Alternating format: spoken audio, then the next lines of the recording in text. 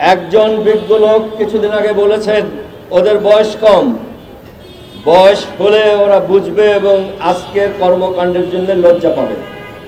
আমি তাকে বলতে চাই ওদের বয়স কম ঠিক আছে, কিন্তু ওরা কখনোই ওদের এই কাজকর্মের জন্য লজ্জা পাবে না, কারণ ওরা স্বাভাবিকভাবেই এই অকামগুলি শিখেছে।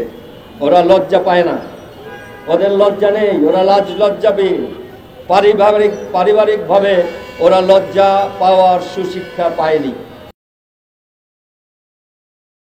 পরবর্তী বক্তারা যেভাবে অনেক কথা বিস্তারিত বলে গেছেন, আমি মনে করি আমাকে আর এত গুরুগম্ভীর বা ভাবগম্ভীর বক্তব্য রাখার প্রয়োজন নেই। আপনারা বুঝেছেন আমরা কেন চাচ্ছি, কোন নীতির উপরে চাচ্ছি এবং কি বলতে চাচ্ছি।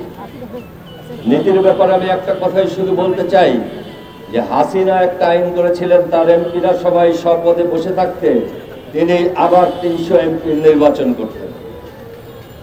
আমার মনে হয় আমাদের দু একজন উপদেষ্টা যারা নির্বাচন করতে চাচ্ছেন উপদেষ্টার পদ থেকে সরে এসে, তারা হাসিনাকেই ফলো করছেন। হাসিনাকে তারা তাদের নেতৃত্বে সরিয়েছেন বলে তারা দাবি করেন, কিন্তু এখন আমরা দেখতে পাচ্ছি তারা হাসিনাকে সরিয়েছেন, হাসিনা যেই অ্যাডভান্টেজগুলো এই দেশের জনগণের উপরে মাথায় হাত রেখে নিতেন তারাও সেটাই করতে চাচ্ছেন।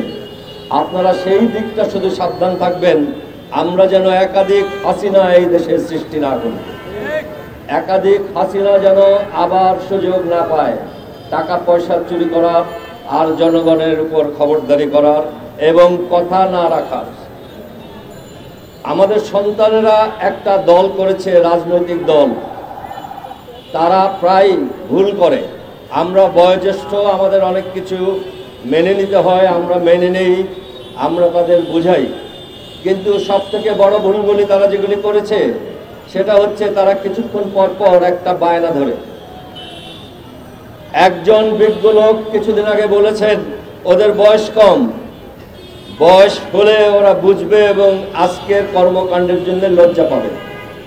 আমি তাকে বলতে চাই ওদের বয়স কম ঠিক আছে, কিন্তু ওরা কখনোই ওদের এই কাজকর্মের জন্য লজ্জা পাবে না, কারণ ওরা স্বাভাবিকভাবেই এই অকামগুলি শিখেছে। ওরা লজ্জা পায় না, ওদের লজ্জা নেই, ওরা লাজ লজ্জাবিহীন। পারিবারিকভাবে ওরা লজ্জা পাওয়ার সুশিক্ষা পায়নি। গতকালকের একটা ঘটনা বলি, এদের একজন আমাদের সাথে কোনো একটা জায়গায় একটা মিটিংয়ে ছিল, অফিসিয়াল মিটিং। সেখানে তার বক্তব্যের যখন টার্ন আসে তখন সে অন্যান্য কয়েকটি দলের কুৎসামূলক কিছু কথা বলে। অন্যান্য কোনো এক দলের একজন এটার প্রতিবাদ করেন এবং তাকে বলেন, আপনি তো কয়েকদিন আগে অমুক থানায় গিয়ে চাঁদাবাজকে রাতবেলায় ছুটিয়ে নিয়ে এসছেন। এটা তার খুব লাগে এবং তিনি এটার প্রতিবাদ করে এক পর্যায়ে বলেন, আমাদের বয়স কম, আমাদের তো একটু বুঝিয়ে বলতে পারেন। আপনারা যখন ঠেকে যান, আপনাদের যখন দেয়ালে পিঠ লাগে আপনাদের অন্যায় আবদারের জন্যে, তখন আপনারা বলেন বয়স কম, আমাদের বুঝিয়ে বলেন। অথচ মনে করে দেখুন, আপনারা দল বানিয়ে সর্বপ্রথম বাংলাদেশের সর্ববৃহৎ দলগুলোকে ব্যক্তিগতভাবে আক্রমণ করা শুরু করেছেন। আপনাদের তখন মনে ছিল না আপনাদের বয়স কম, আপনারা যখন তখন বায়না ধরেন। এই যে নির্বাচন করার একটা বায়না, এটাও আপনারা ধরেছেন। কিছু বায়না আছে, বাবারা বা দাদারা বলে বয়স হোক এটা পাবি। আমি খুব সাধারণভাবে আপনাদের বলছি যে বয়স হোক, আপনারা যা চান সব পাবেন, আমরাই দেব। আমরা চাই আপনারা ভালোভাবে রাজনীতিতে উঠে আসুন। আমরা চাই আপনারা এই দেশের রাজনীতির হাল ধরুন। আমরা চাই এই দেশের রাষ্ট্রনীতি আপনারা সুন্দরভাবে পরিষ্কারভাবে পরিচালনা করুন। কিন্তু আপনারা নিজেরা নিজেদেরকে সময় দিন, আগে শিখুন, জানুন, রাজনীতির গলি গলি চিনুন, তাতে আপনাদের পা ফসকানোর সম্ভাবনা কম থাকবে। টাকার লোভটা ছাড়তে হবে। টাকার লোভ যে করবেন, চুরি যে করবেন এবং মিথ্যা কথা যারা বলবেন, মানুষকে অযথা হয়রানি করবেন অথবা কথা দিয়ে কথা রাখবেন না, মনে রাখবেন তাদের সাথে আমার বয়সী পিতা থাকবে না, তাদের সাথে আমার বয়সী জনগণ যারা পিতার বয়সী আছে তারা থাকবে না। দুশ্চরিত্র সন্তান আমরা আমাদের সংসারে, আমাদের পরিবারে এবং আমাদের দেশে চাই না। আসুন আমরা সবাই আমাদের চরিত্র ঠিক করি, আমাদের নিয়ত স্বচ্ছ করি এবং আমরা সবাই জনগণের জন্য এবং দেশের জন্য ভাবি। আমরা আমাদের নিজেদের বাড়িতে কুড়ে ঘর ভেঙে দালান বানানোর চেষ্টা না করি। আমরা আমাদের পকেট ভারী করে আজকে রাস্তার পাশে একটা রেস্টুরেন্টে খাওয়ার বদলে ওয়েস্টিনে চলে না যাই। আসুন আমরা আমাদের আওকাতের মধ্যে থাকি। আসুন আমরা মানুষের সামনে প্রমাণ করি যে ক্ষমতায় গিয়ে আমার 10টা পা গজায়নি, 10টা হাত গজায়নি। সেটা অনেকেই আজকে প্রমাণ করতে পারছেন না যারা উপদেষ্টা পরিষদে গেছেন অল্প বয়সে। যারা অল্প বয়সে গেছেন একটা কথা মনে রাখবেন, আপনাদেরকে পথভ্রষ্ট করা খুব সহজ এবং অনেক লোক লেগে থাকবে আপনাকে পথভ্রষ্ট আগে করে আপনাকে কাদার মধ্যে ফেলে তার উপকার নিয়ে সে চলে যাবে। এগুলি মুরব্বীর কথা, আমি জানি আপনাদের শুনতে ভালো লাগছে না, কিন্তু যদি না শুনেন পরে যে রকমের বিপদে আপনারা ভবিষ্যতে পড়বেন তখন আপনারা সেটাও সামাল দিতে পারবেন না। এই নির্বাচনের ব্যাপারে আমার বক্তব্য একটাই, লোভ করবেন না। নির্বাচন করার অনেক বয়স আপনাদের আছে। কোনো আইন ভেঙে বা নীতি নৈতিকতা ভেঙে বাংলাদেশের প্রচলিত প্রথা ভেঙে কিছু করার চেষ্টা করবেন না। আমরা জনগণকে সাথে নিয়ে বাধা দিব। ধন্যবাদ সবাইকে।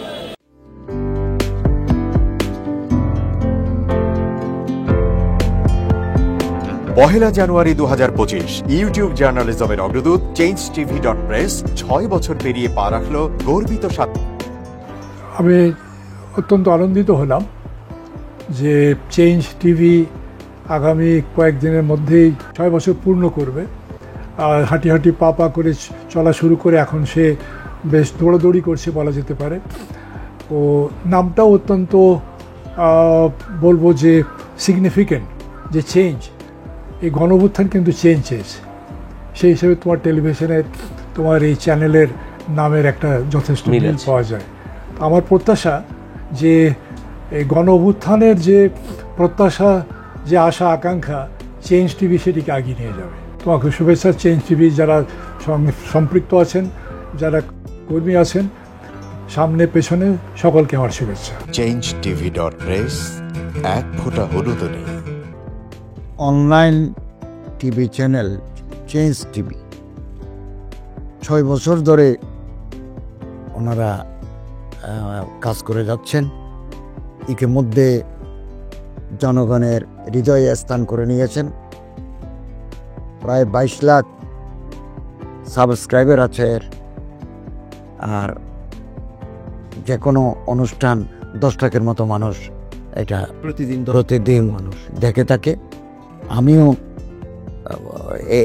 এই চ্যানেল নিয়মিত দেখি।